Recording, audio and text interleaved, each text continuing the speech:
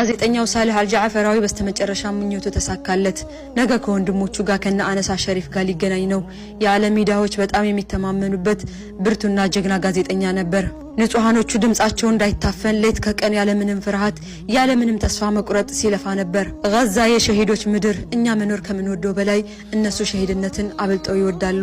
ጋዜጠኛ ሳልህ አልጃዕፈሪ በአቡ ሸባብ በሚመራውና ከእስራኤል ጋር ሲተባበር በነበረው ኃይል ጋዛ ውስጥ ገደሉት። አቡ ሸባብ የዳግሙሽ ጎሳ መሪ ሲሆን እነዚህ ጎሳዎች የእስራኤል ተላላኪ ነበሩ። አቡ ሸባብ በጋዛ ራሱን ኢስላሚክ ስቴት በሚለው የዳሽን ተወካይ ሲሆን ሐማስን በመታገል ይታወቃል። እናም ከእስራኤል ጋር በመሆን በጋዛውያን ላይ ከፍተኛ በደል ሲፈጽሙ በነበሩት በእነዚህ ወንበዴዎች ላይ ሐማስ እርምጃ መውሰድ የጀመረ ሲሆን በርካቶችን መደምሰሱ ይታወቃል። በትላንትናው ዕለት ብቻ 23 አባላቱን የተገደሉበት ይህ ቡድንም ለበቀል የጋዛውያን ድምጽ የሆነውን ጋዜጠኛ ሳልህን አፍኖ በመውሰድ ገለውታል። ኻኢን ነው። 10 ጥይት ካለህ አንዱን ለወራሪ ያስቀምጠህ 9 ለካሃዲ ውሻ ተጠቀመው የሚባለው ለዚህ ነው። ምናልባትም አዲሱ የወራሪዋ ስትራቴጂ ይሆናል።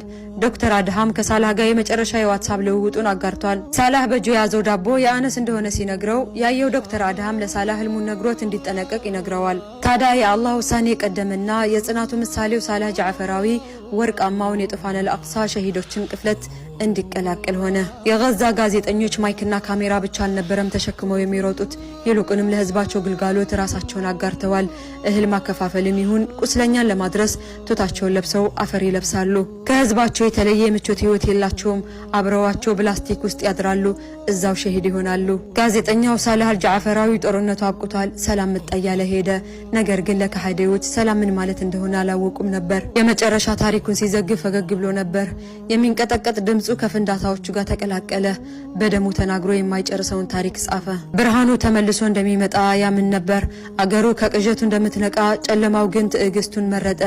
አሁንም አልነጋም። ጋዜጠኛው ሳልህ ግን ሄዷል። በእጁ ካሜራ፣ በጀርባው ዱቄትን፣ በአይኑ እውነትን፣ መቼም አትሞትም የሚል እምነትን ይዞ ሄደ። ድምጹ ግን ሁሌም በንፋስ ውስጥ ይንሾካሾካል። ሳልህ ጦርነቱ አብቅቷል፣ ሰላም መጣ እያለ እሱ ግን አሸለበ። ኢና ሊላሂ ወኢና ኢለይሂ ራጂዑን። ያ አላህ ነን፣ ወደ አላህም ተመላሾች ነን። አላህ ማረፊያችሁን ጀነተል ፊርደውስ ያደርግላችሁ ያ ረብል ዓለሚን።